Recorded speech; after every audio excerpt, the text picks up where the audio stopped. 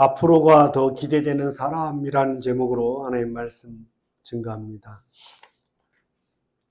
저는 새벽마다 80이 다 된 은퇴하신 목사님의 설교, 유튜브 설교를 계속 듣고 있습니다. 그분의 설교를 매일마다 듣기 때문에 그 목사님의 그 설교 가운데 목사님이 직접 경험하신 예와 어떤 이야기는 반복된 얘기가 참 많은 것 같습니다. 그 중에서 이렇게 80을 바라보는 목사님이 평생에 잊지 못할 자신에게 영향을 주었던 목사님의 얘기를 제가 수십 번 들은 것 같아요. 이분은 주일학교, 중고등부, 청년, 또 전도사, 부목사까지 한 교회에서 이렇게 선교하고 사역을 했던 분인데 담임 목사님 얘기를 하세요. 그래서 그 목사님 얘기를 하면서 평생에 이분을 참 저 목회의 큰 방향이 되어졌고 참 존경하는 분이다. 참 좋은 어른이었다라는 얘기를 하시더라고요. 어떤 얘기 가운데 이 목사님이 은퇴를 하시고 새로운 목사님이 오셨는데 이 오늘 80을 바라보는 이 목사님은 부목사였다는 거예요. 그래서 근데 갑자기 새로 오신 목사님이 교회 예배당을 헐고 교회를 성전을 건축한다고 이렇게 하는 얘기를 듣고 결정해서 실행하는 모습을 보면서 어느 날 은퇴하신 정말 자기를 잘 그리 사랑해 주셨던 은퇴하신 목사님을 찾아가서 마치 불평처럼 식사하면서 멀쩡한 예배당을 왜 허무는지 모르겠어요. 그냥 교육관이나 리모델링 하면 좋을 텐데 뭐 이런 얘기를 하니까 이런 얘기를 하면 이 부목사님이 은퇴하신 목사님도 내 마음과 같을 거다라고 말을 꺼냈는데 내tum 은퇴하신 목사님이 당시 정말 존경하는 했다라고 하는 이 목사님이 내 교회인가 뭐 그런 얘기를 하더라고요. 은퇴했는데 내 교회인가 뭐라고 하면서 뭐 그 얘기가 나는 관심 없어. 나는 정말 지긋지긋해. 그 교회 쳐다보기도 싫어. 뭐 그런 의미가 아니라 그냥 말 그대로 내 교회인가 뭐라는 얘기를 하면서 이런 얘기를 하는 얘기를 들었다는 겁니다. 나는 은퇴했기 때문에 교회 일에 이래라 저래라 간섭하면 안 돼. 나는 교회를 부흥시킬 능력은 이제는 없지만 나는 아직도 교회를 흔들고 어지럽게 할 힘은 있어. 라고 얘기하면서 오늘 목사라는 분이 담임 목사가 새로 와서 이렇게 하는 일에 이러쿵 저러쿵 하면 교회는 담임 목사파, 원로 목사파 두 패가 나뉘어져서 교회가 분란이 일어날 거고 그렇게 하면 그 새로운 목사님이 어떻게 목회를 할 수 있겠니? 라고 얘기하면서 새로운 목사가 뜻이 있어서 건축을 하면 하는 거고 허물면 허무는 거고 은퇴한 목사 거기에 대해서 뭐라 하고 가타부타 하면 안 된다라는 말. 이 말이 평생 정말 다른 부분도 많이 존경하게 됐지만 당신이 정말 어릴 적부터 부목사까지 함께했던 은퇴하신 목사님에게 들은 얘기인데 평생에 자기에게 좋은 귀감이 되고 모델이 되는 말씀이었다라는 얘기를 하더라고요. 한 분은 더 장로님 얘기를 하는데 200명 이상 정도 출석하는 교회에 당신이 교육 전도사 있는데 이렇게 이분이 교회 재정의 3분의 1을 헌금하는 분이고 그래서 무슨 절기가 되면 목표 어떤 헌금이 있는데 그 헌금이 나오지 않으면 본인이 다 이렇게 감당하게 되어지고 모자란 부분은 다 자기가 채우고 마치 교회 재정의 3분의 1 정도를 헌금하는 사업을 하는 장로님이셨는데 이 전도사님이 이 장로님하고 어릴 때 주일학교 때부터 너무 교사였고 너무 편하고 하니까 이 전도사님이 주일학교를 맡았던가 봐요. 그래서 장로님 당에 들어가시면 좀 이러이러한 건의 좀 해 주십시오라고 부탁을 한 거예요. 그러니까 이 장로님이 평생에 잊지 못할 얘기를 하셨다라고 하면서 이 얘기를 하는 거예요. 전도사님, 내가 연보를 좀 많이 하잖아요. 연보를 많이 하시는데, 연보를 많이 하는데 내가 당회에 들어가서 말을 많이 하면 좀 그렇습니다. 연보를 많이 하든지 말을 많이 하든지 둘 중에 하나만 해야죠 라고 하면서 이 말이 이분에게 큰 충격이 됐다는 거예요. 왜냐하면 내가 말을 많이 하면 반대하기 어려우니 그렇게 되면 내가 교회의 주인 노릇하게 되니 그건 말이 안 됩니다. 다른 장로님이 얘기하셔도 되지. 그래야 교회가 시험이 들지 않고 건강한 교회가 됩니다. 라는 말이 평생에 이 장로님의 말이 사역하면서 내가 남보다 더 많이 수고하고 있었다고 말이 많고 어떤 결정하는 데 큰 힘을 쓰면 내가 주인이 될 수 있구나. 그러면 건강한 교회가 되기 어렵구나. 라는 얘기가 이 목사님, 원로 목사님과 장로님과의 만남이 자기 인생 가운데 자기 목회 사역 가운데 큰 어떤 기준이 되어졌다라는 얘기를 하더라고요. 이런 얘기를 들으면서 저는 나는 누군가의 어떤 기준이 되고 롤 모델이 되어지는 부분이 있는가? 나는 누구의 영향을 받고 누구를 닮고 싶고 누구처럼 살고 싶은가? 라는 것들을 좀 생각해 보는 시간이었습니다.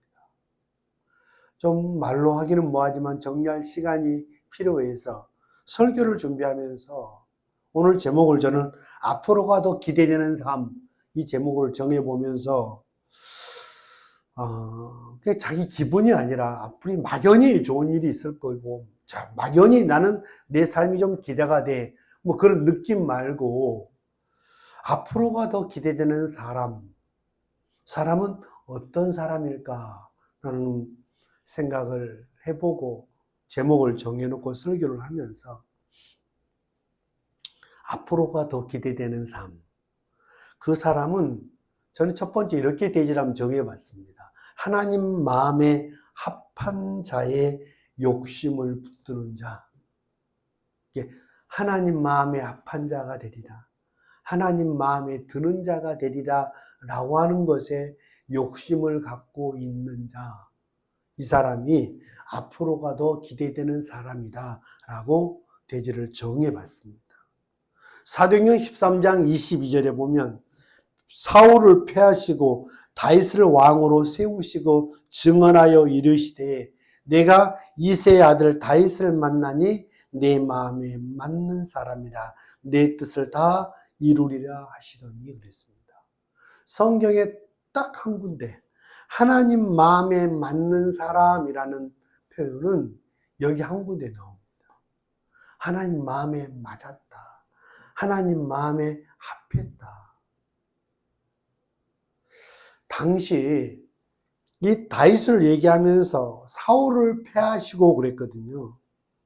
사울은 패하고 다윗은 마음에 든다 하셨는데 사실 성경을 우리가 어느 정도 상식적으로 알고 있기 때문에 인간적인 허물에 대해서는 뭐 도찐 개찐인 것 같아요. 뭐 사울의 허물이나 다윗의 실수나 크게 차이가 나지 않아요. 그런데 사울은 왜 하나님이 패하셨을까? 다윗은 왜 하나님 마음에 합한 자라고 했을까? 하나님 마음이겠지만 여러 주장도 있겠습니다만은 저는 이렇게 한번 생각을 해봤어요. 사울은 끝까지 하나님과의 관계보다 자리에 연연합니다. 왕권, 백성들의 시선, 백성들에게 인정, 이것을 참 중요하게 생각하고 거기 넘어서서 거기에 연연합니다. 처음에는 은혜를 아는 자의 모습으로 출발했죠. 점점 자기 자리를 위협하는 다윗을 제거하려는데 혈안이 되어줘서 그 아까운 인생을 다 허비합니다. 아말렉과 전쟁 이후에 하나님이 선지자를 통해서 엄히 책망하는데도 달라지기보다는 하나님 앞에서 어떤 체면과 왕의 자리에만 전전합니다. 나중에는요, 영적으로 너무 어두우니 꿈과 환상, 우림과 둠림으로도 하나님의 뜻을 분별하지 못하고 하나님의 말씀을 들을 수 없으니 엔돌에 있는 귀신들이 신접한 여인을 찾아가 자신의 운명을 물어보는 영적 타락까지 이르게 되어지고, 그로 인해서 온 가족이 한날 한시에 전쟁터에서 아들들과 함께 몰사하는 그런 최후를 맞이하는 사람이 이 사울이라는 왕입니다.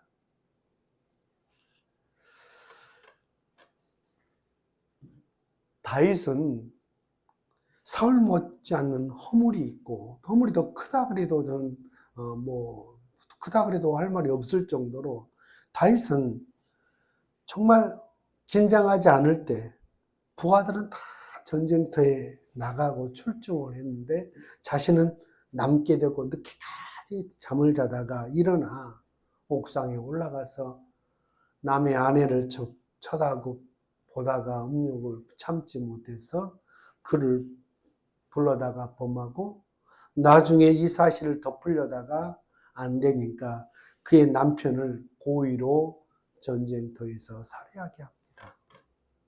완전 범죄가 되어 죄가 다 덮어진 줄 알았는데 나단의 책망을 듣게 됩니다. 이럴 때 다윗의 모습이 왕의 자리에 연연하기보다는 나를 주님 앞에서 쫓아내지 마시고 주의 성령을 거두어가지 말아달라고 구원의 즐거움을 회복시켜 주시고 다시 죄를 지었고 정말 하나님을 실망시켜 드렸지만은 자원하는 심령을 주사 나를 붙드소서. 백성들 앞에서 나를 세워달라고, 체면을 세워달라고, 나의 기념비를 세워달라고, 그 백성들의 시선과 왕의 자리에 연연하지 않냐고 하나님과의 관계, 하나님 나 그래도 버리시면 안 됩니다. 나에게 성령 거두어가 버리시면 안 됩니다. 다시 내 마음에 주님과의 그 구원의 즐거움을 회복시켜달라고 몸부림칩니다. 저는 이 마음이, 이런 모습이 하나님의 마음에 합한 자의 모습은 아닌가 싶습니다. 우리는 뭐가 할 일이 참 많고 또 해야 될 일이 참 많아요. 그것이 좋은 결과가 있기를 기대하고 소원할 수 있습니다.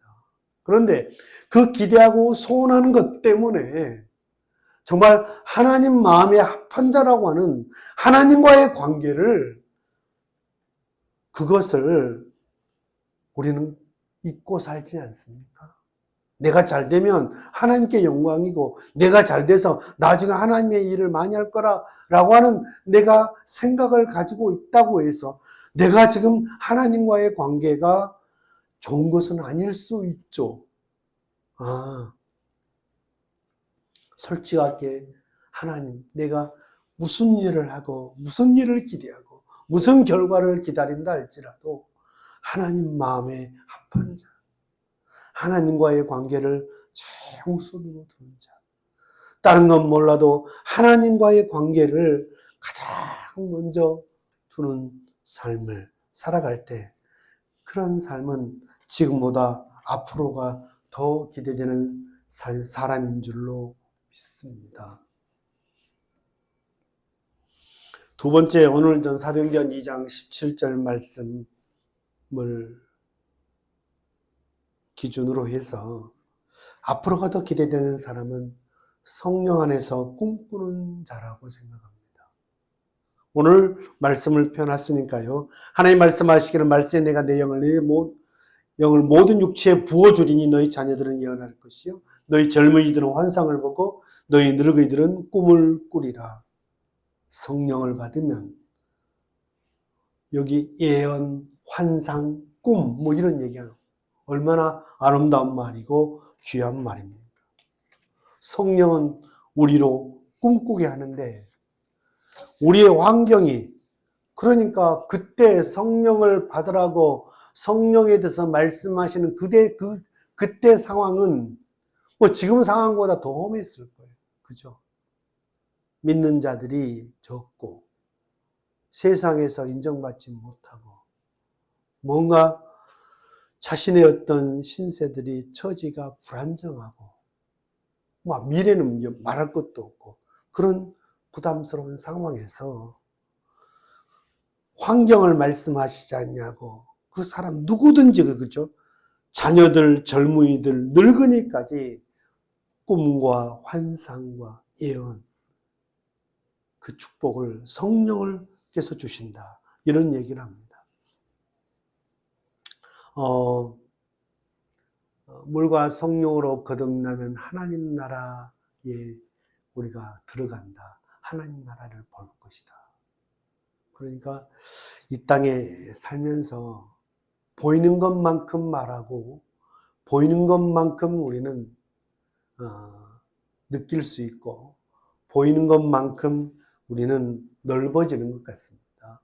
이 땅을 살면서 아무리 가졌다 할지라도 누리고 산다 할지라도 하나님 나라가 보이지 않는 삶은 자신이 그것을 지키고 유지하고 또 자신이 이뤄놓은 것을 잃어버릴까, 그 걱정과 두려움은 항상 있다고 생각합니다. 그리고 죽음을 다 맞이하게 될 것인데 그 죽음에 대한 공포에서 저는 자유로울 수 없다고 생각합니다. 그러나 이 땅을 살면서도 이미 임했지만 다시 오실 하나님의 나라, 그 나라를 바라보고 사는 사람은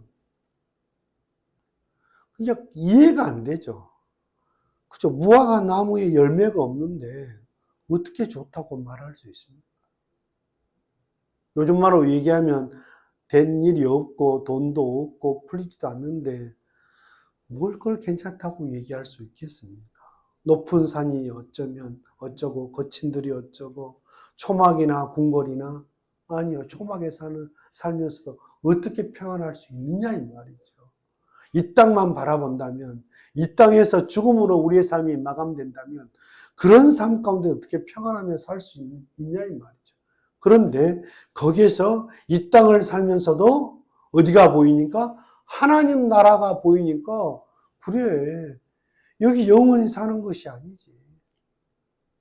그래서 초막이나 궁궐이나 그 어디나 하늘나라, 내 주 예수 모신 곳이 그 어디나 하늘나라, 하늘나라가 보는 사람은 이 땅에 사는 삶이 부담스럽지 않다는 것이 아니고 고생을 느껴지지 않는다는 건 말이 아니고 그 부담과 고생을 넘어서 하나님께서 주시는 그 평강 말, 이 평강을 누가 설명할 수 있겠습니까?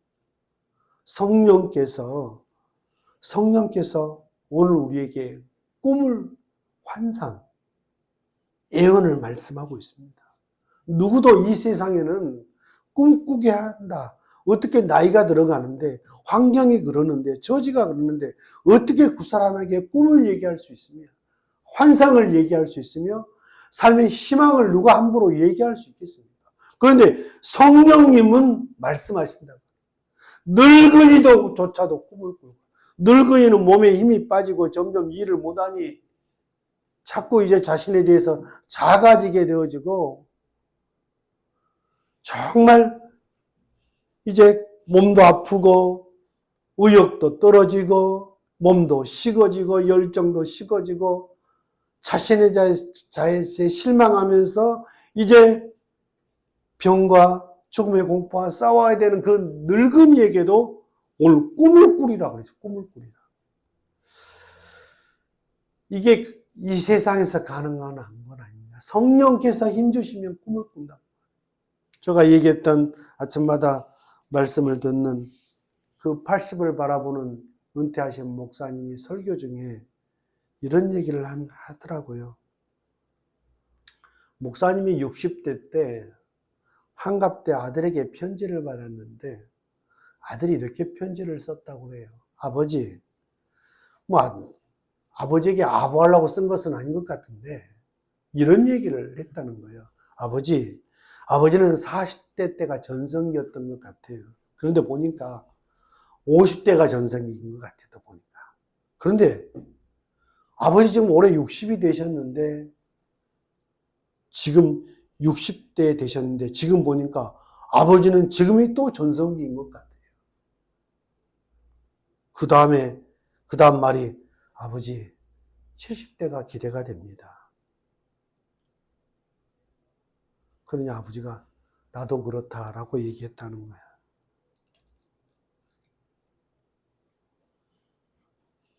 왜 자식한테 그런 말을 듣는 아버지는 얼마나 행복할까?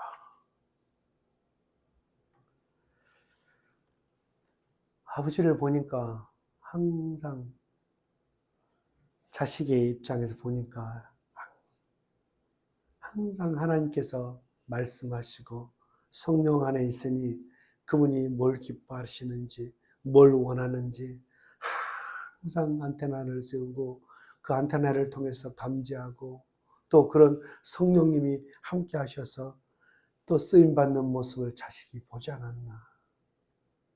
세상에서 노년이 꿈꾸는 일은 없습니다. 오직 성령 안에서만 가능합니다.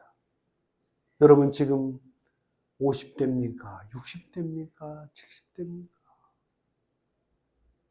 여러분의 50대가 기대되지 않습니까? 나는 지금 나의 60대가 기대가 된다. 아니 나는 나의 70대가 더 기대가 돼. 여러분 이것은요 성령 안에 사는 사람만이 가능한 말이에요. 왜냐하면 너희 늙은이들도 꿈을 꾸리라 그랬거든요. 성령은 나이 들어도 환경이 그래도 꿈꾸게 하시는 분이 성령이신 줄로 믿습니다. 우리의 환경과 처지가 실패의 자리에 있고 연약한 자리에 있다 할지라도 우리를 꿈꾸게 하는 것은 내 좋은 성격 탓도 아니고 누군가의 말을 들어서가 아니고 확률적으로 따져봐서 가능성이 있어서 그런 것도 아니고 오직 성령께서 꿈꾸게 하신다는 거예요. 성령께서 꿈꾸게 하시면 가능할 줄로 믿습니다. 아무리 좋은 조건이라 할지라도 성령으로 꿈꾸지 않으면 성령 충만하지 않으면 손에 쥐어진 것도 바라보지 못하고 앞으로 행하실 주님의 기대를 바라보지 못하고 지난 과거의 실패에 연연하며 자책하며 어두운 터널 속에 살 수밖에 없는 거죠.